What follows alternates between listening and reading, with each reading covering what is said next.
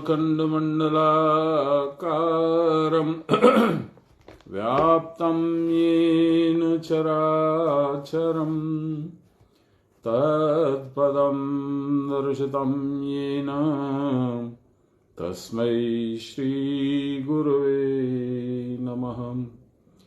गुरुर्ब्रह्मा गुरुर्विष्णु गुरुर्देवो महेश्वर गुरुर्साक्षात् परब्रह्म तस्मै श्री गुरवे नमः।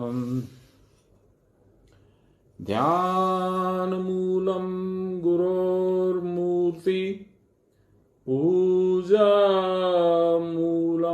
गुरोर्पदम् मन्त्रमूलं गुरोर्वाक्यम् मोक्षमूलं गुरोर्कृपाम् ब्रह्मानन्दं परमसुखदं केवलं ज्ञानमूर्तिं द्वन्द्वातीतं गगनसदृशं तत्त्वमस्यादिलक्ष्यम् एकं नित्यं विमलमचलं सर्वदा साक्षिभूतं भावातीतं त्रिगुणरहितं सद्गुरुं तं नमामि सद्गुरुं तं स्मरामि सद्गुरुं तं भजामि।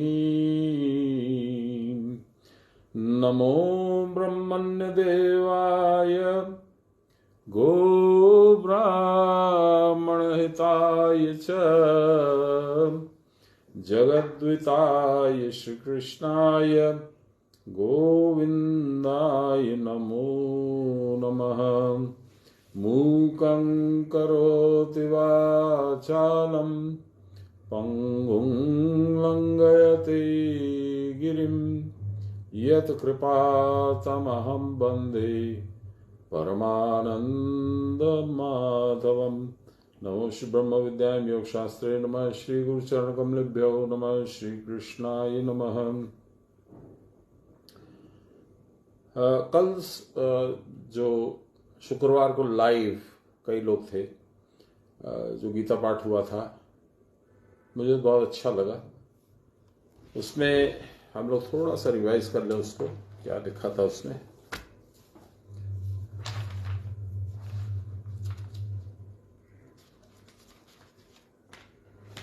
उसमें लिखा था पराभक्ति के द्वारा आत्मा का स्वरूप ज्ञान या मुक्ति।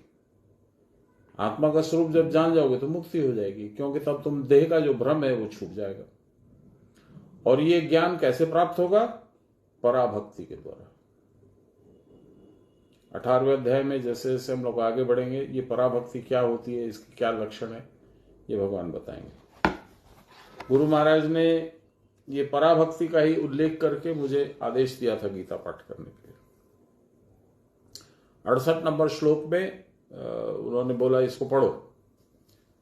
तो हम लोग दूसरी किसी जगह थे, तो मेरी सिस्टर के यहाँ थे, तो मैंने कहा वो पढ़ेगी क्या, तो थोड़ा सा नाराज हो गए, रोष उनका सामने आ गया। तो उन्होंने कहा तुम्हारी जो इच्छा से करो।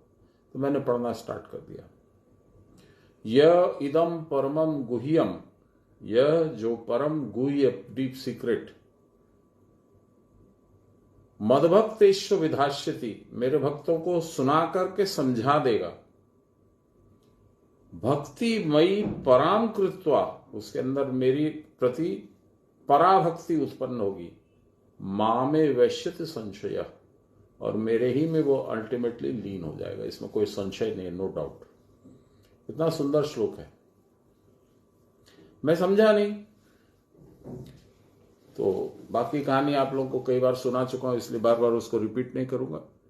बस मैंने फिर उनसे कहा कि ये जैसे हो, तो बाबा ने थोड़ा हल्का फिर रोष दिखलाया और बोला ये मैंने बोला है, ये मेरी वाणी है, ये तो भगवान की वाणी है, ये तो होगा ही। जय गुरु, धन्य हो गए अपने लोग। भगवान यही 55 नंबर श्लोक में इसी बात को दोहरा रहे। वो कह रहे हैं जिसके अंदर मेरे प्रति पराभक्ति का उदय होगा वो बिना संशय, विदाउट एनी डाउट, मुक्ति प्राप्त करेगा स्वरूप दर्शन करके। स्वरूप का मतलब है आत्मा, क्योंकि आपका स्वरूप जो मिरर में सुबह शाम दिखता वो नहीं है। आपका स्वरूप है आपकी आत्मा। ये तो बाहर वाले कोट पैंट टाइप से आपकी बॉडी है। तो ये हम लोगों ने कल विस्तार से पढ़ा था, उसी में 1.25 घंटा 1.5 घंटा लग गया था। आज हम लोग उसी के आगे बढ़ रहे हैं। 56 नंबर श्लोक 56, इसमें क्या कहते हैं भगवान? हाँ,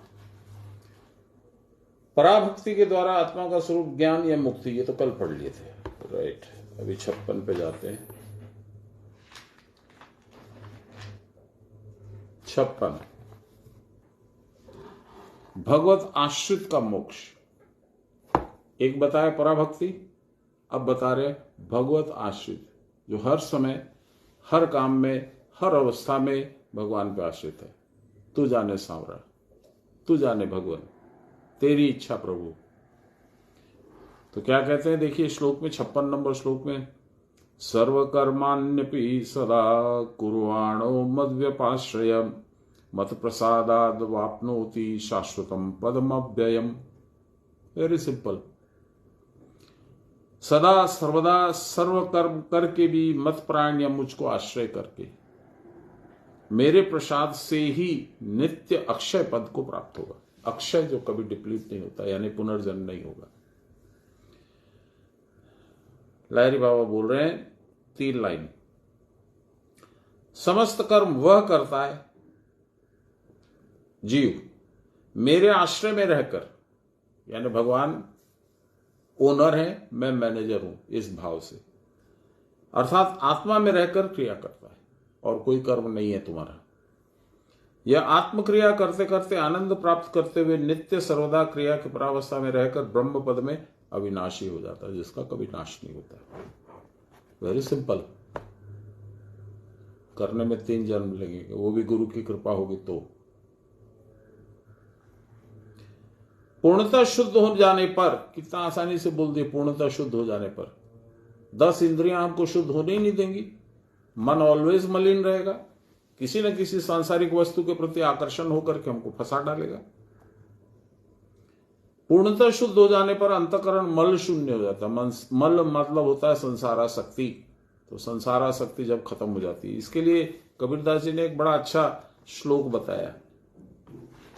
गुरु बसे बनारसी, गुरु जो है वो कुटस्थ रूप बनारस में रहते हैं। अचेला सागर तीर, हमारे जैसे चेले जो हैं वो समुद्र के तट पे, कौन सा समुद्र? भव सागर। तो चेला सागर तीर, संसार नहीं छूटता है। गुरु बसे बनारसी और चेला सागर तीर। और ज्यों ज्यों गुरु गुण उपजय, जैसे जैसे गुरु का गुण जो देखते हो, सुनते हो, उनको आचरण करते हुए देखते हो, जैसे जैसे तुम हृदयंगम करोगे, अडॉप्ट करोगे, ज्यों ज्यों गुरु गुण उपजय, निर्मल हो तो शरीर, निर्मल संसारा शक्ति खत्म हो जाएगी। तब वो संसार के बगल से हट करके तुम भी कुटस्थ में आके गुरु के चरणों में बैठ जाओ।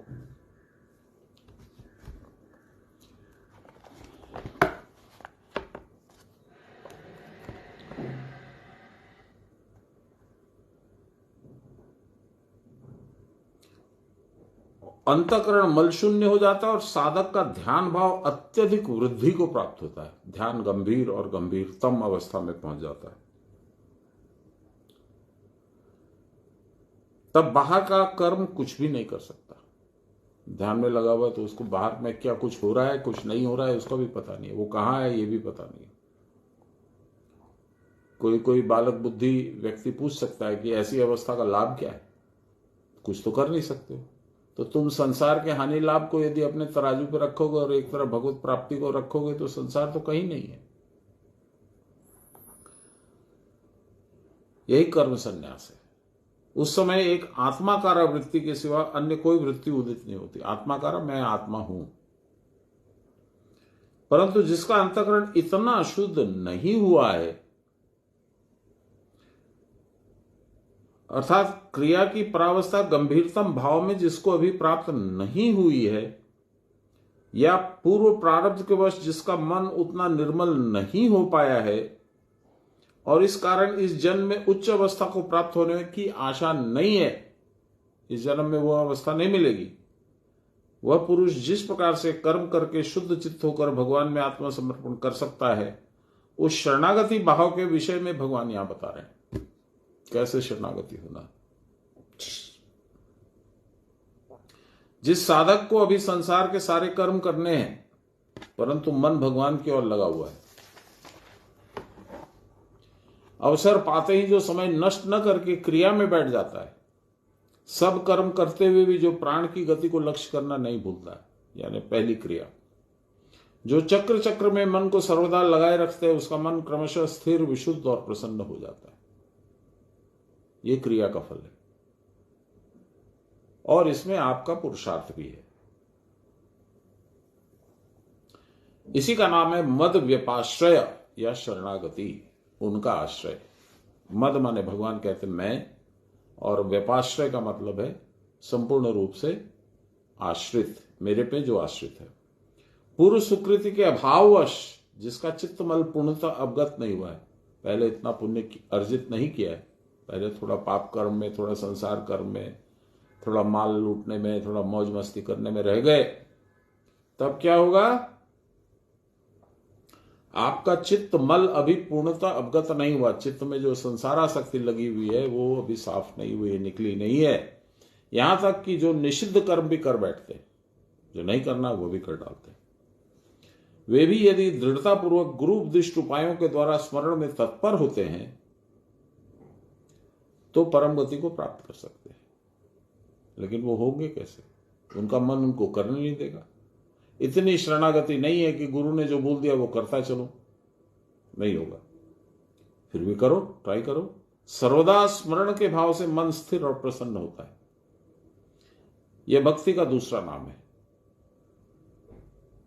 इस प्रकार की भगवत भक्ति प्राप्त होने पर वैराग्य, अन्य किसी वस्तु में मन को न जाने देना, और ज्ञान, क्रिया की परावस्था, दोनों को प्राप्त कर साधक सर्वदा अविनाशी ब्रह्म पद में प्रविष्ट होकर कृतार्थ हो जाता है। मुक्ति।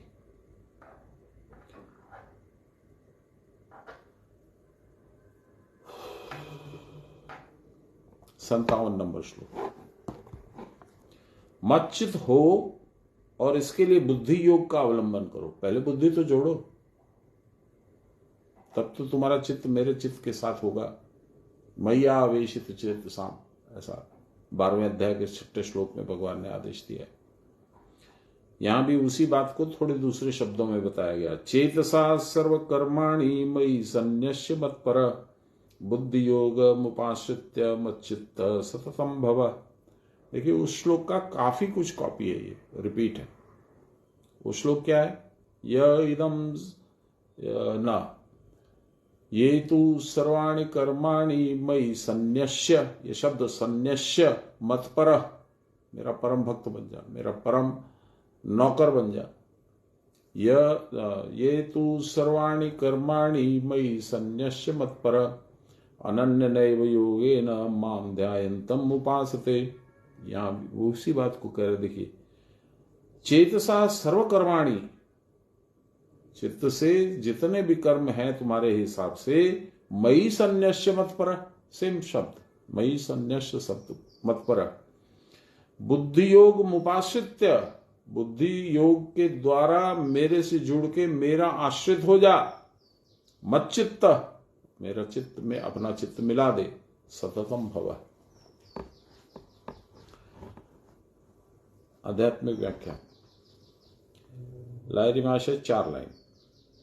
चित्त के द्वारा सब कर्म ब्रह्म ही कर रहा है, ऐसा जानने पर सब कर्म का नाश होता है। क्योंकि अन्य एक आदमी कोई कर्म करता है, वह कर्म तुम्हारे न करने पर तुम्हारे उस कर्म का नाश होता है। भगवान कर रहे हैं तो तुम्हारा कर्म है नहीं, वो तो फिर उनका कर्म है। मतपर, सर्वदा आत्मा में रहेगा और क्रिया करेगा, वो मतपर है। बुद्धि द्वारा अर्थात स्थिर चित्त से क्रिया की परावस्था में रहकर अपने आप सब कर्म करके भी रहेगा, जो साधुओं की विचित्र दशा है, जो अपने आप क्रिया करते करते होगी। तुम्हारे सोचने से, बोलने से, सजने से नहीं होगा। जब होगा तब अपने आप होगा। सान्याल बाबा, कर्म यदि कर्मफल प्रसव नहीं करेगा तो वह कर्म न करने के बराबर है। सिंपल हिंदी है, कर्म यदि कर्मफल का प्रसव, प्रसव माने birth, if an activity does not give birth to a फल, रिवॉर्ड और punishment, then it is equal to no activity. कर्म में ममत्व बुद्धि न रहने पर उस कर्म का फल भोग कर्ता को नहीं करना पड़ता। As long as I do not have any attachment to the karma फल और द रिजल्ट ऑफ माई कर्म, then I don't have to be punished or rewarded by that activity. शास्त्र, गुरु और विचार के द्वारा यह जान लेने पर कर्म के शुभ अशुभ फल के द्वारा आबद्ध नहीं होना पड़ता। ये कैसे जानोगे? ये जानोगे शास्त्र, गुरु और स्वयं का विचार। ब्रह्म ही कर रहा है, मैं नहीं कर रहा, यही भाव तो होना चाहिए। Pandit Ram Prasad Sen, time of Robert Clive, जबरदस्त काली भक्त, श्यामा संगीत उन्हीं के नाम से फेमस हुआ है। उनका वो है, सकली तुम्हारी इच्छा, इच्छा मोई तारा तुम्ही सब कुछ हो, भगवती देवी, भगवान की शक्ति।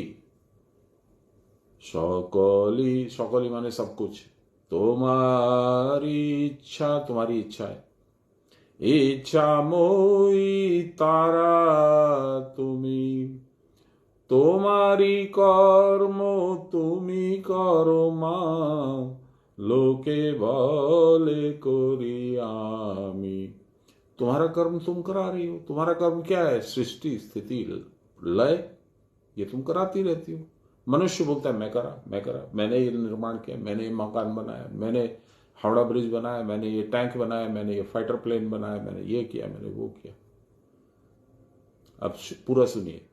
सकली तुम्हारी इच्छा, इच्छा मोई तारा तुम्हारी कर्म तुमी करो मां, लोके भले कोरी आमी। मनुष्य अहंकारवश, नासमझीवश, बेवकूफीवश कहता मैं कर रहा हूं। आमी जंत्र तुमी जंत्री, मैं एक यंत्र हूं, तुम उसकी मैकेनिक हो। आमी रथ तुमी रथी, मैं एक चैरियट हूं, you are the driver of that chariot, you are the rider of that chariot.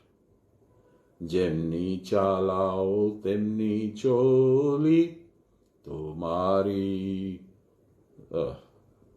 सकली तुम्हारी इच्छा। सेंस वही है, मैं कुछ नहीं, मेरा कुछ नहीं, सब तुम हो, सब तुम्हारा है।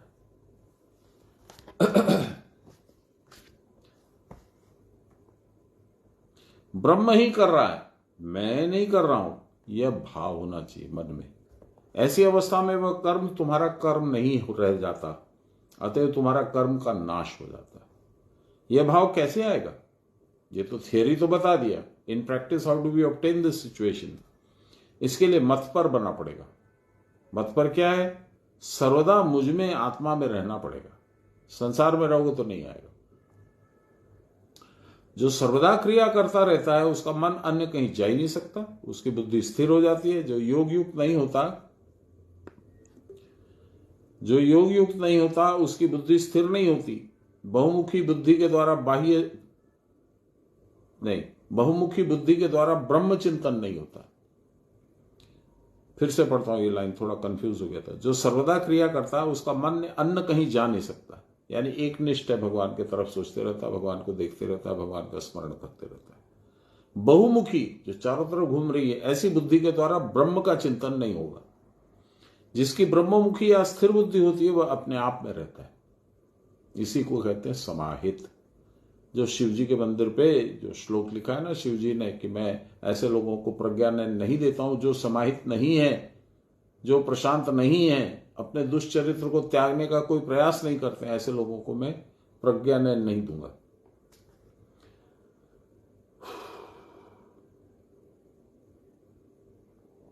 क्रिया की परावस्था में रहते हुए अनिच्छा की इच्छा से योगमग्न साधक के सारे काम अपने आप हो जाते हैं।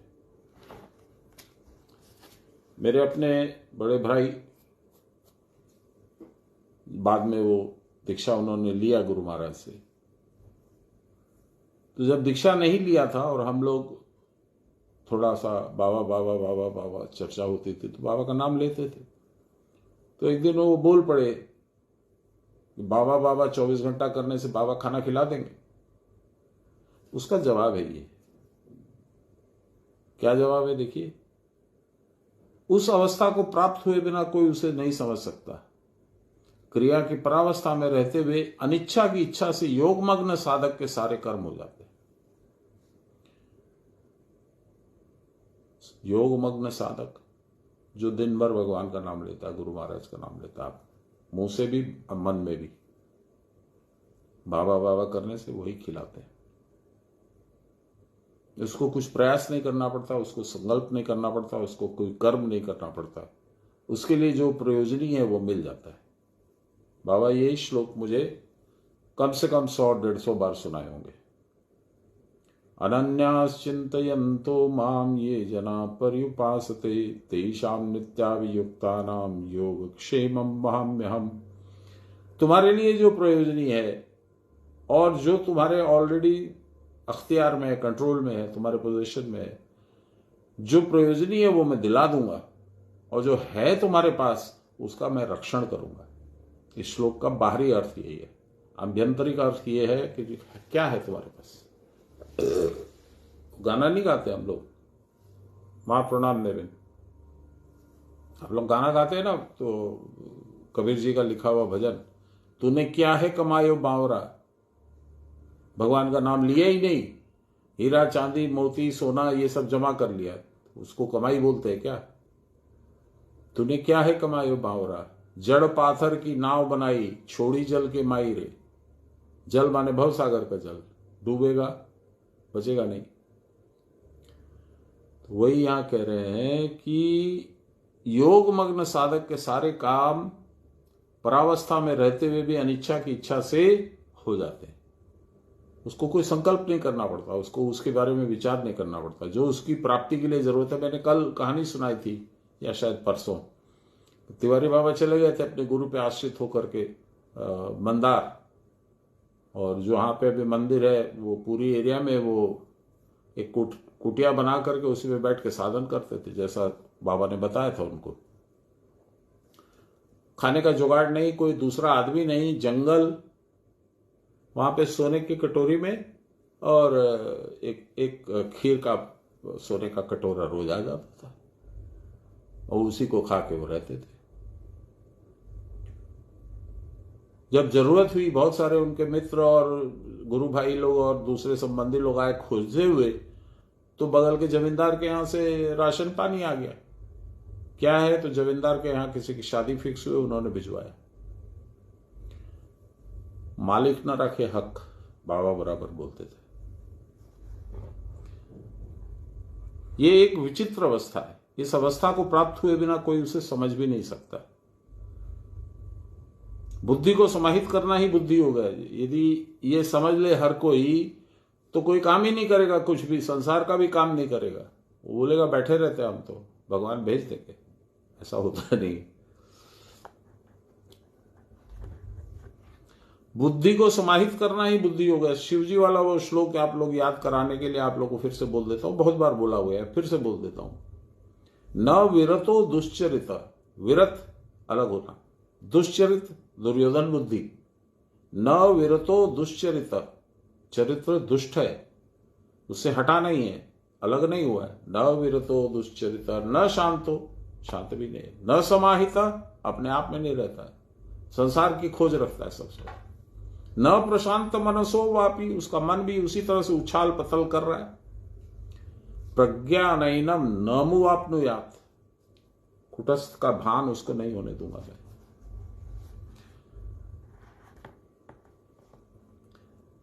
क्रिया की परावस्था में बुद्धि की स्थिरता ही बुद्धि योग है। उस समय भेद बुद्धि नहीं रहती। भेद बुद्धि मतलब नानात्व, ये फलाना है, ये फलाना है, ये मेरा है, ये उसका है, ये फलाना है, इस तरह का। उस समय बुद्धि में समता आती है, बैलेंस। इस प्रकार समता में चित्त के संलग्न होने पर ही मत चित्त हो जाते हैं।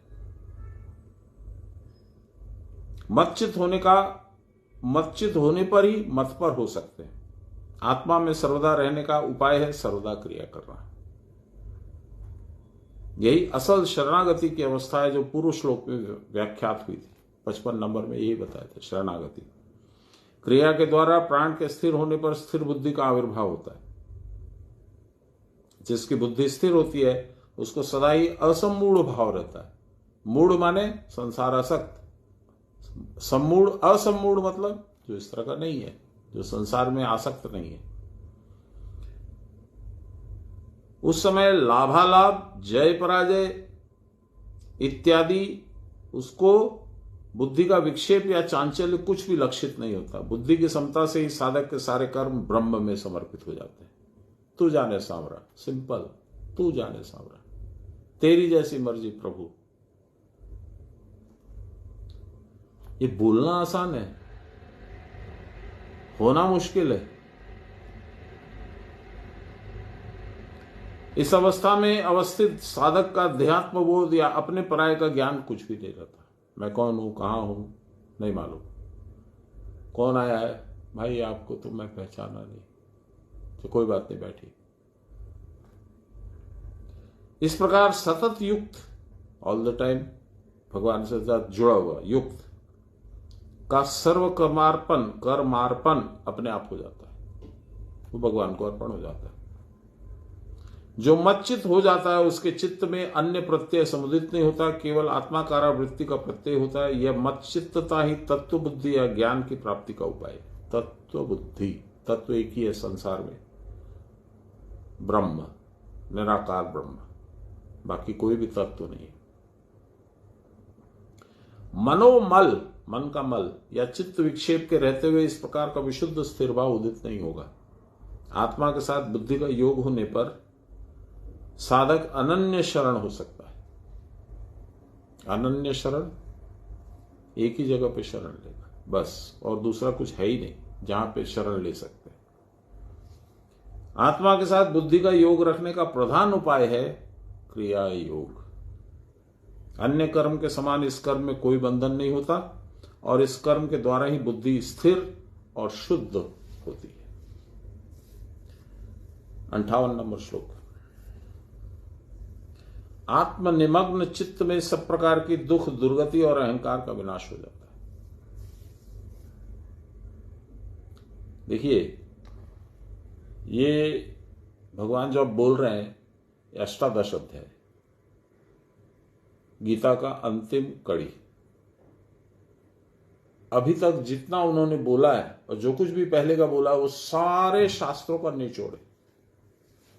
और अब जो बोल रहे हैं उस निचोड़ का फर्दर निचोड़ है। सामान्य बात नहीं है। आप समझ रहे हैं मैं क्या बोल रहा हूं?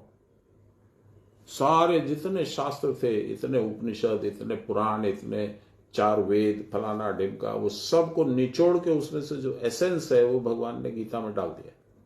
मैं कौन हूं, तुम कौन है, प्रकृति क्या है, मैं कैसे काम करता हूं, मेरे कौन कौन से विभाव हैं, क्षर पुरुष, अक्षर पुरुष और उत्तम पुरुष क्या है, सारा बोल दिया। भक्ति कैसी होनी चाहिए, मैं विभूति रूप में क्या हूं, सारा बोला है। अब बोल रहा है सब कुछ तो ठीक है, मुझे भी तुम जान गए, तुम अपने आप को भी जान गए, अब तुमको करना क्या है वो देखो। तुमको ये करना है कि आत्मनिमग्न चित्त में, आत्मनिमग्न आत्मा में जिसने अपने आप को डुबा दिया, ऐसे चित्त में सब प्रकार की दुख, दुर्गति और अहंकार का नाश हो जाता है। कर पाओगे? हम लोग तो जो गीता सुनते हैं, पढ़ते हैं, वो बाबा ने बोला है 1 श्लोक रोज पढ़ना, तो पढ़ लेते बस। उसको हृदयंगम करते हैं क्या? नहीं। भगवान ने खुद ने क्या कहा है गीता के बारे में मालूम है?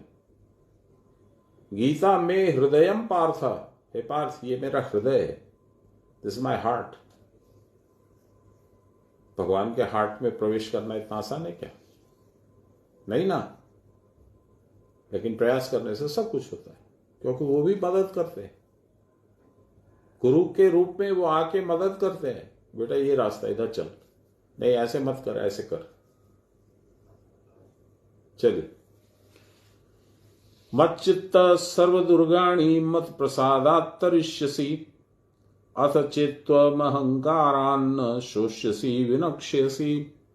58 नंबर श्लोक।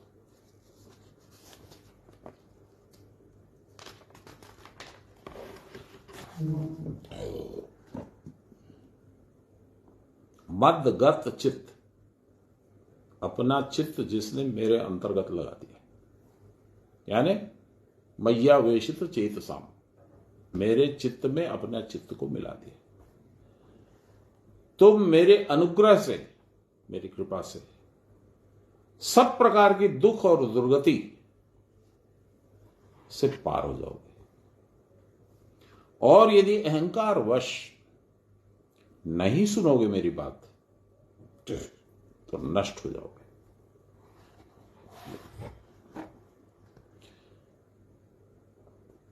लाहिरी बाबा 4 लाइन। मुझ में सर्वदा चित्त रखकर अर्थात क्रिया करके जो कि गुरु वक्त्र गम्य है। गुरु वक्त्र गम्य का मतलब होता है जो गुरु के श्रीमुख से सुनी जा सकती है और करी जा सकती है, वही बताएंगे तभी होगा। सब शत्रुओं में जो किले में पड़ जाता है मन उससे मुक्त हो जाएगा। दुर्गानी, दुर्ग किला। यदि कदाचित मैं महान पुरुष हूं, मैं गुरु का फेवरेट हूं, बाबा हर समय मुझे ही खोजते थे, अहंकार। कदाचित मैं महान पुरुष हूं, यह अहंकार करके मेरी बात नहीं सुनते हो, भगवान कह रहे हैं, मैं नहीं कह रहा हूं। यदि ऐसा अहंकार करके मेरी बात नहीं सुनते हो तो मारे जाओगे, अर्थात अवस्थान्तर को प्राप्त होगे। पुनरअपि जन्मम पुनरअपि मरणम भज गोविंदम मूढ़मते। पुनः जन्म ग्रहण करना पड़ेगा। मेरी बात सुनो, पागल की मतवाले की बात सुनो। सानेल बाबा, बाह्य मैं के वेष्टन के भीतर आते ही चित्त अहंकार युक्त हो जाता है। वेस्टर्न माने होता है अवलंबन, पकड़, एम्ब्रेस, इसका नाम होता है वेस्टर्न। और बाह्य में यानी ये शरीर, इस शरीर के पकड़ में यदि आ गए, इसके भीतर आते ही यानी अहंकार आ जाएगा, चित्त अहंकार युक्त हो जाता है। बताई दिए, अर्थात अपने को ही कर्ता समझने लगता है। सकली तुम्हारी इच्छा, इच्छा मोई माता मां तुम्ही, वो नहीं होता है। सकली अमर कर्म, ये आता है। प्रकृत में चित्त निमज्जित हो जाने पर आत्म प्रसाद प्राप्त होता है। फिर से प्रकृत में क्या है? रियल। प्रकृत मतलब रियल क्या है? आत्मा, कुटस्थ में जो रहती है। इसमें निमज्जित होने पर यानी डूब जाने पर आत्म प्रसाद प्राप्त होता है, आत्मा का प्रसाद प्राप्त होता है। इस अवस्था में सारी दुर्गति नष्ट हो जाती है। क्या है दुर्गति? बोलिए। दुर्गति है भगवान को न पाके संसार को पाना, यही है दुर्गति। ऊपर नहीं जाके नीचे जाना, यही है दुर्गति। क्योंकि संसार की तरफ जाओगे तो नीचे जाओगे, अधोगति प्राप्त होगी। और सुगति क्या है या सदगति क्या है? ऊर्ध्व में जाना भगवान की तरफ।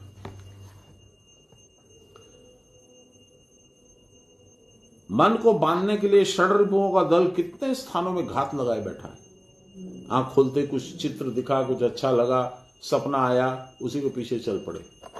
शत्रु का घात है। इसलिए अपने को पूर्ण निरावलंबन कर डालना होगा। इसीलिए निरावलंबन पे इतना जोर है भगवान का। निरअवलंबन, no embrace, no hold, nothing to hold on to.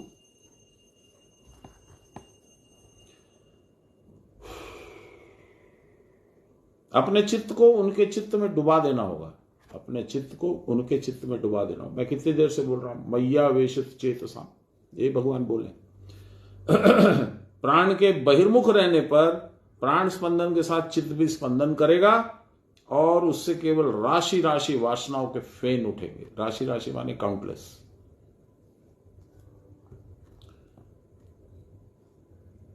उस अवस्था में चित्त विषयाकाराकृत होकर केवल विषय का ही अनुसंधान करेगा। तब तुम्हारा चित्त भगवान का नहीं अनुसंधान, पैसे का, संसार का, गाड़ी का, घोड़ा का, सुंदर पत्नी का या सुंदर पति का, इसी का चक्कर में पड़ जाएगा।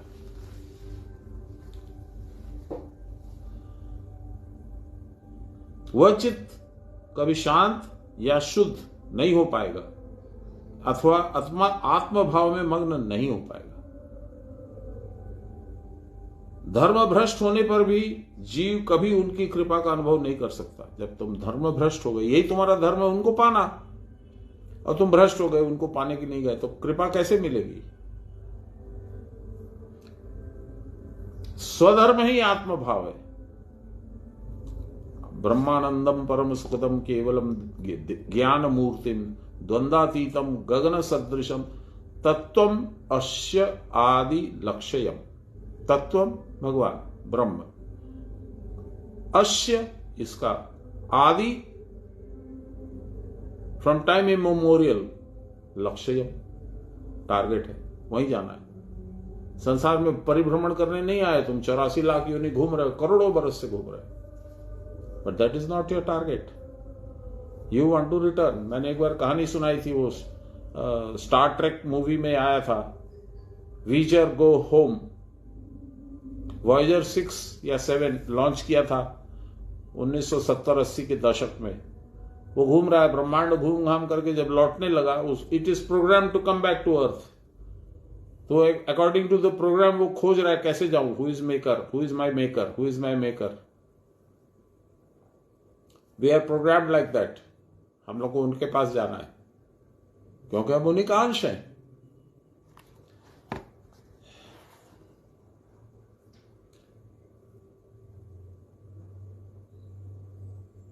धर्म भ्रष्ट होने पर जीव कभी उनकी कृपा का अनुभव नहीं कर सकता। स्वधर्म ही आत्मभाव है, मेरा शुद्ध भाव वही है। वही जन्म जरा मृत्यु विहीन स्थिर प्रशांत भाव है। जन्म जरा मृत्यु, जन्म बर्थ, जरा ओल्ड एज, मृत्यु डेथ, इसके विपरीत स्थिर और प्रशांत भाव है। या ये सब तीनों चीज उसमें नहीं है क्योंकि मुक्ति हो गई। इस स्वधर्म में जो अपनी मति को बांध नहीं सकता, वह धर्महीन व्यक्ति कभी उनकी कृपा का अनुभव नहीं कर सकता। कठोपनिषद कहती है, तम क्रतु पश्यति वीत शोको धातु प्रसादान महिमान मात्मनः। जो अकर्तु कृतु अर्थात कामना शून्य है, जो वीत शोक, जिनको किसी तरह का शोक दुख से परे हैं, वे ही शरीर धारक इंद्रिय मन और बुद्धि आदि की प्रसन्नता या स्थिरता के द्वारा आत्मा की महिमा अर्थात विशुद्ध चैतन्य या निर्विकार भाव को साक्षात कर सकते हैं। यही श्लोक कठोपनिषद का ही है। इसी श्लोक में इसी लाइन पे यमराज ने वो लिखा है जो सान्याल बाबा ने मंदिर में लिखा है। क्या लिखा है? कश्चित धीरा प्रत्यक्ष आत्मना मैक्षते आवृत चक्षुम अमृतात्मिच्छन्न। सेम बात। कुछ कुछ धैर्यवान अमृतत्व की प्राप्ति की इच्छा से आत्मा को प्रत्यक्ष करते हैं, चक्षु को बंद करके, अंतर्मुखी करके। यही बात लिख रहे हैं। अतएव भगवान के शरणागत होने के लिए भी पुरुषार्थ की आवश्यकता है। It doesn't come easy, otherwise संसार में रहेगा कौन? सब मुक्त होकर चले जाएंगे प्रभु के चरणों में, जा नहीं सकते। क्योंकि मुश्किल क्या है कि तुम एक स्टेप आगे लेते हो, 3 स्टेप पीछे लेते हो।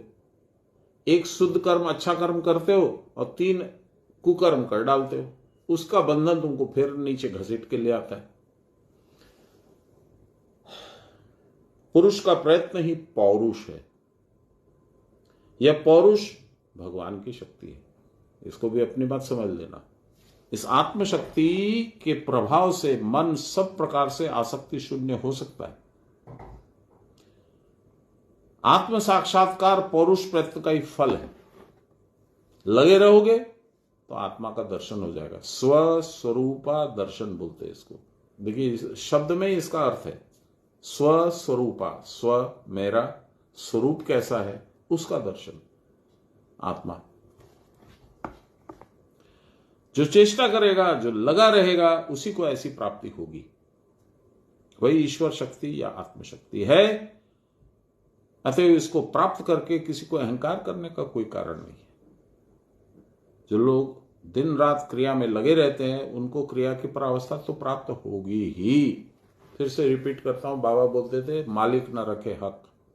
यदि तुम दिन रात क्रिया करते हो या कम से कम 3-4 घंटे भी क्रिया करते हो तो ये तिवारी बाबा ने राइटिंग में दिया है, मैंने आप लोगों को दिखाया था कि 6 महीने में भगवत दर्शन होगा। विधि पूर्वक 6 महीने तक यदि तुम लगे रहोगे और जैसा बताया वैसा नियम से साधन करोगे तो 6 महीने में तुमको दर्शन होगा।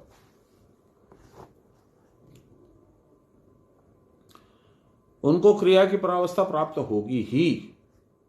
क्रिया की परावस्था में जीव का जीवत्व तो नहीं रहता।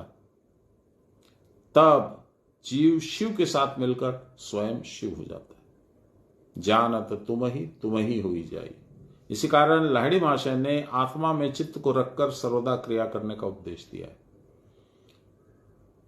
स्थान स्थान पर षड्रिपुओं का अभेद्य दुर्ग तथा निज कर्म पूर्व कर्मों का संस्कार भेद करके बाहर आना होना असंभव सा जान पड़ता है। मैं अपने ही कर्मों से घिरा हुआ हूं पिछले जन्म के, और इस जन्म में अभेद्य दुर्ग है, किले में बैठे हैं रिपु, चित्त बुद्धि अहंकार। कैसे बचूं? मन तभी इनसे मुक्त हो सकता है जब वह मंजित होता है। मंजित माने साफ, अर्थात जब कुटस्थ में सर्वदा लक्ष्य रखता है। कुटस्थ में लक्ष्य रखने के लिए ऊपर नीचे जानना पड़ेगा, मांझने की प्रक्रिया, साफ करने की प्रक्रिया।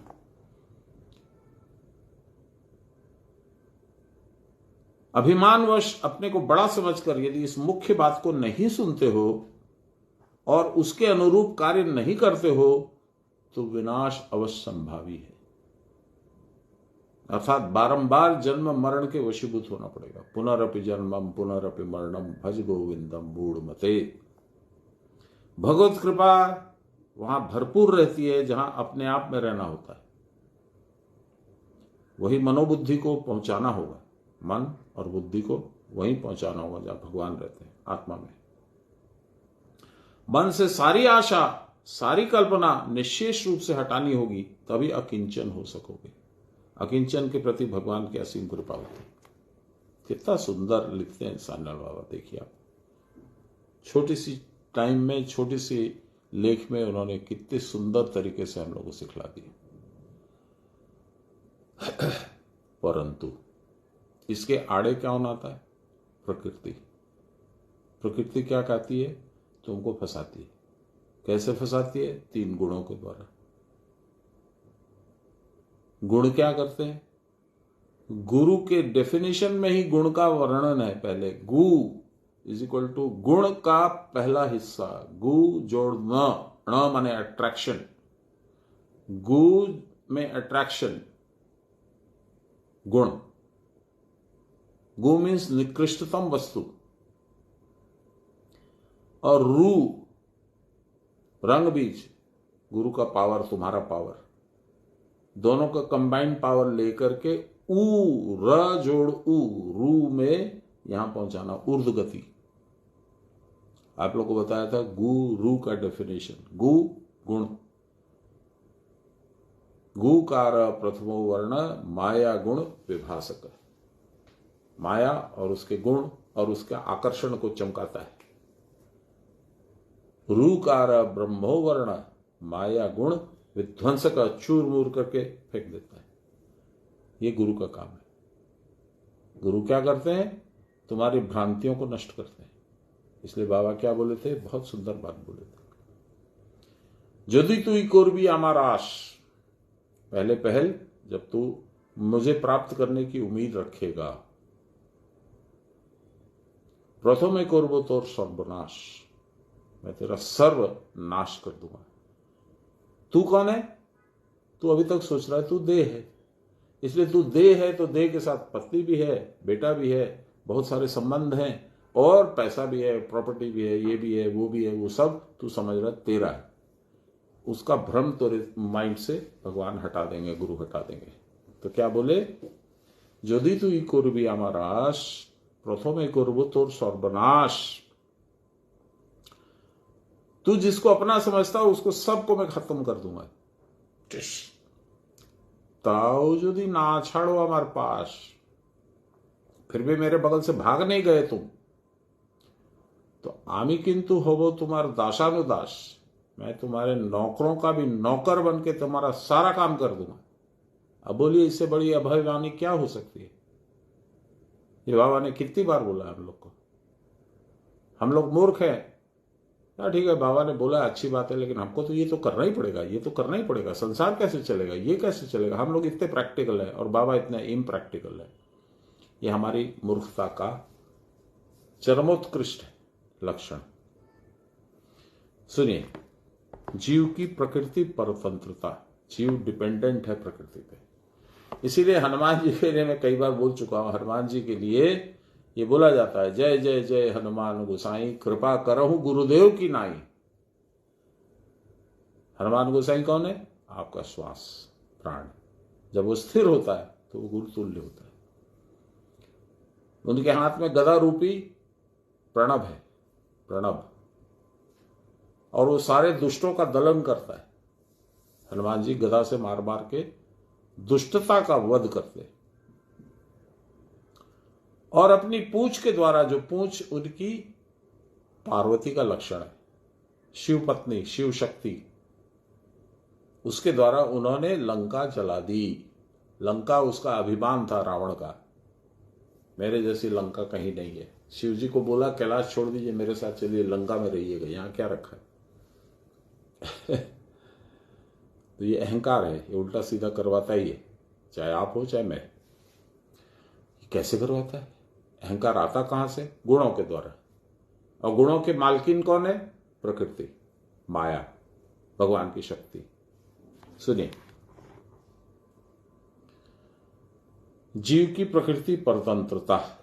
यदहंकार आश्रित्य न योत्स्य इति मन्यसे मिथ्यैषा व्यवसायस्ते प्रकृतिस्त्वां नियोक्ष्यति। अहंकार का आश्रय करके युद्ध नहीं करूंगा। कौन बोला था? अर्जुन। मैं कैसे युद्ध करूं? सामने मेरे इतने रिश्तेदार है, ये वो, मैं युद्ध नहीं करूंगा। तुम कैसे बोलते हो? तुम भी बोलते हो। कैसे बोलते हो? मैं कौन इतना झंझट करेगा? लाहिरी माशा की खुशामद, उसकी खुशामद, उसकी खुशामद, दिन भर बाबा बाबा करो, बैठ के साधन करो, 3 घंटा बर्बाद कर दो, मेरे से नहीं होगा। आई एम डूइंग वेल, मेरा स्वास्थ्य भी ठीक है, कमाई भी भगवान की दया से ठीक आ रही है, मुझे जरूरत नहीं है सब चीज की। मैं युद्ध नहीं करूंगा। युद्ध किससे? अपनी वृत्तियों से, अपनी इंद्रियों से, अपने मन से। यदि तुम ऐसा सोचते हो तो तुम्हारा निश्चय मिथ्या है। It is a false conclusion, false resolution. क्योंकि प्रकृति तुमको युद्ध में नियुक्त करेगी ही। You are not independent as you think, you are completely dependent on nature, प्रकृति, माया।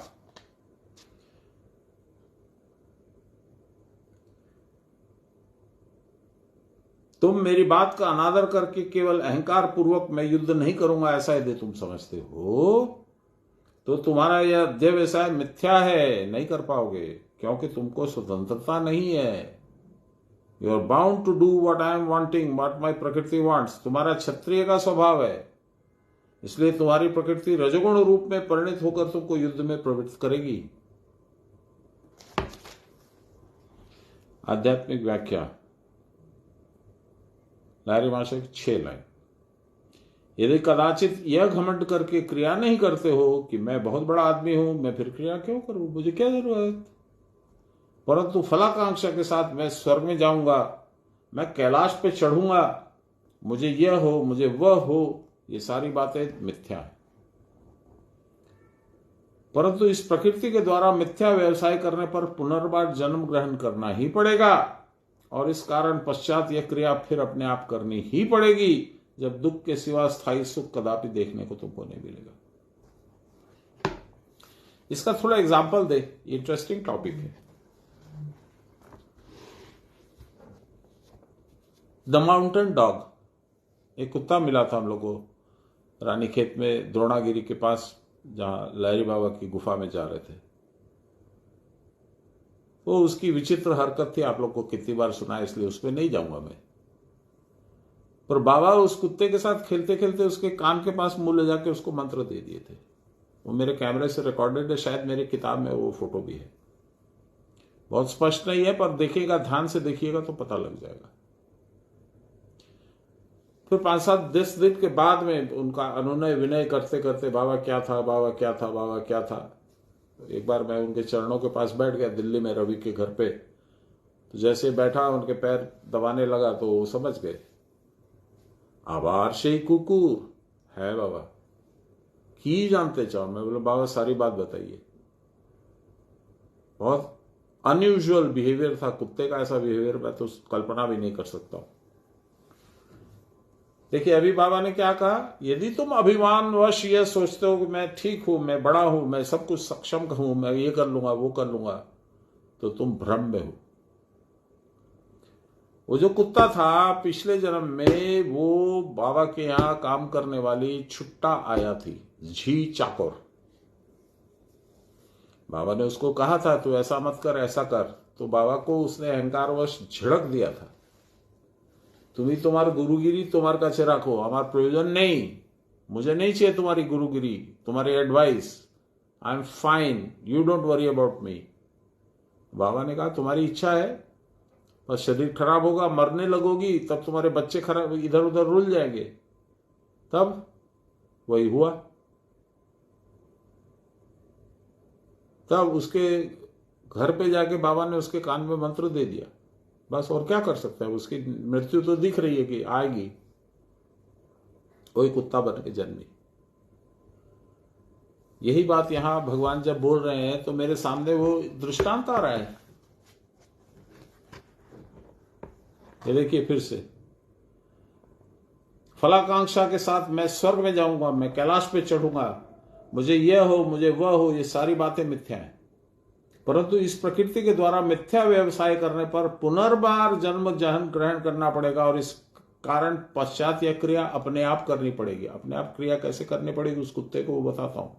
मैंने पूछा बाबा इसका क्या होगा, बोले अब इसकी जल्दी मृत्यु हो जाएगी, तब गाय बन के पैदा होगा, फिर गाय भी ज्यादा लंबा नहीं जिएगी, फिर मनुष्य बनेगी, फिर इसको क्रिया मिलेगी, क्रिया मिलके इसका मोक्ष होगा। क्रिया तो करनी पड़ी।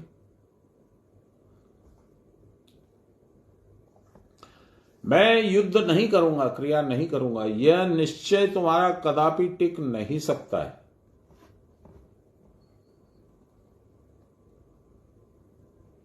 जीव मात्र प्रकृति के दास हैं। प्रकृति का मालिक कौन है? भगवान। प्रकृति तुम्हारी मालिक है। इच्छा न करने पर भी तुम्हारी क्षत्रिय प्रकृति तुमको युद्ध में नियुक्त करेगी ही। मुझे आत्मदर्शन की आवश्यकता नहीं है भाई, छोड़ो ना, क्या करना है भगवान, झंझट क्यों उठाना, उसको सहने के लिए मैं तैयार नहीं हूं। यह सब कहने से काम नहीं चलेगा। बारंबार जन्म मृत्यु का दुख देखकर विविध क्लेश, ताप और विरह की ज्वाला में दग्ध होकर आत्मानुसंधान करने के लिए हम एक न एक दिन बाध्य हो ही जाएंगे। अब वो कुत्ते की तो बात मैंने कर दी, मैंने अपनी बात नहीं करी।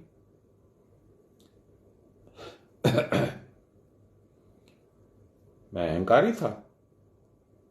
ससुराल जाता था, भागलपुर में उस समय रहते थे ससुर जी, तो पत्नी को छोड़ने या लेने जाता था धनबाद से बाई कार, तो बढ़िया कपड़े पहन के जाता था।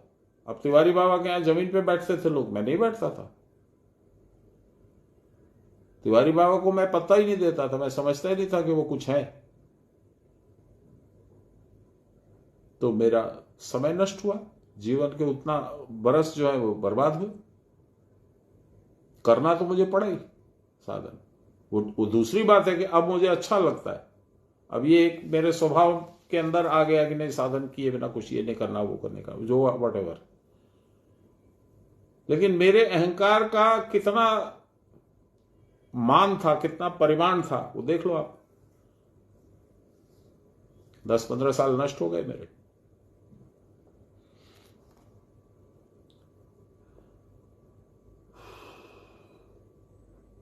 बारंबार जन्म मृत्यु का दुख देखकर, विविध क्लेश, ताप और विरह की ज्वाला में दग्ध होकर आत्म अनुसंधान के लिए हम एक न एक दिन बाध्य हो ही जाएंगे। जिन्होंने जन्म जन्मांतर के संस्कारवश रज सत्व मिश्रित स्वभाव प्राप्त किया है, वे एकांतिक रूप से आसक्त चित्त होकर संसार लेकर नहीं रह सकते, क्योंकि सतोगुण भी है। रजोगुण पूरा होता तो संसार लेके मस्त रहते, लेकिन सात्विक भी गुण भी है। अब उनकी अपनी प्रकृति ही आत्म जिज्ञासा के लिए उनको व्याकुल कर देती है। ये तो मैंने ऑब्जर्व किया, जब मैं छोटा सा था तब से मेरे को ये भगवान के बारे में, धर्म के बारे में, कृष्ण के लीला के बारे में, अर्जुन के साथ युद्ध के बारे में बहुत जिज्ञासा रहती थी। मैं छोटा था, 5 साल 3 साल, और धीरे धीरे जब बड़ा हुआ, हमारे यहाँ गुरुजी आते थे, उनसे प्रश्न करता रहता था मैं। उनकी अपनी प्रकृति ही आत्म जिज्ञासा के लिए उनको व्याकुल कर डालेगी। इसलिए आत्मज्ञान की प्राप्ति की चेष्टा या युद्ध करना जो तुम्हारे लिए स्वाभाविक है, उसको न करने की बात क्यों करते हो भाई? कर लो, तुम क्रिया करो, परंतु इतना विचार रखो कि क्रिया में तुम्हारी फलाकांक्षा नहीं रहे। आज मैं क्रिया करूं तो मुझे कुछ दर्शन हो, ज्योति दिखे, भगवान दिखे, गुरु दिखे, ये नहीं हो। तभी तुम कुशलतापूर्वक प्रकृति को वश में कर पाओगे। इस समय जिसे असाध्य समझते हो, जो हो ही नहीं पाएगा, बेकार है, इम्पॉसिबल टू अचीव, क्रिया के अभ्यास में सतत सचेष्ट रहने पर, all the time carefully trying to do it, जो तुम्हारे लिए स्वाभाविक भी है, तुम एक दिन ऐसी अवस्था प्राप्त करोगे जब तुमको इसके लिए कोई विशेष उद्योग नहीं करना पड़ेगा, अपने आप हो जाएगा। तुम्हारा स्वभाव अपने आप परिवर्तित हो जाएगा। क्षत्रिय स्वभाव होने के कारण तुमको सदा ही क्रिया करनी पड़ेगी, तुम कभी स्थिर और निश्चल नहीं रह सकोगे। परंतु उस समय अकर्मण्य होकर बैठ जाने और क्रिया की चेष्टा छोड़ देने से भी काम नहीं चलेगा। तुम्हारा स्वभाव ही तुमको क्रिया कराकर ही छोड़ेगा। तुम्हारा क्षत्रिय स्वभाव है, तुम ब्राह्मण के समान शांत भाव में ध्यान मग्न होकर नहीं रह पाओगे। उस समय यदि क्रिया रूपी युद्ध को छोड़कर चुप होकर बैठ जाओगे तो भी तुम चुप नहीं रह पाओगे, क्योंकि तुम्हारा स्वभाव क्षत्रिय का है। यदि तुम शूद्र होते तो ऊँगते रहते, लटका खाते दिन का। वैश्य होते तो नाना प्रकार की लाभ हानि और हिसाब किताब करते रहते, परंतु तुम तो क्षत्रिय हो। लाभ हानि हिसाब किताब से एक बात याद आई। एक बार बाबा से यहाँ मिलने गया तो बाबा साधन करके उतर ही रहे थे, तो थोड़ा हल्का रोष में थे। मैं बोला बाबा क्या हुआ? कोथाए से रामलाल। बोले क्या हो गया बाबा? रामलाल ने क्या कर दिया? আমাকে বলছে ডেইলি হিসেব লিখবেন, আপনি অ্যাকাউন্টস লিখবেন। আমি সাধন করতে গেছি, 2 টাকার সাবান যে কিনেছি ওটার তো অ্যাকাউন্ট লিখতে ভুলে গেছি, ওই চিন্তায় আমার সাধনই হলো না। এটাকে তুলে আমি চাবুক মেরে চামড়াটা ছুলে নেব। बाबा का फेवरेट श्लोक था गुस्सा का। तो हम लोग खूब हंसे, बाबा भी बात में हंसने लगे। कोथाए जे আমাকে ফাঁসালো देखो। वो छोड़ दिया उन्होंने हिसाब किताब लिखना। सरल हृदय थे, जो जैसा बोल देता था वैसा मान लेते थे, कर लेते थे। रामलाल ने बोला हिसाब लिखिए, वो लिखने लगे। मैंने बोला मसाला छोड़ दीजिए, उन्होंने छोड़ दिया। कोई बोला चाय पीने से ये होता है वो होता है, जो जैसा बोल देता था बेचारे मान लेते थे।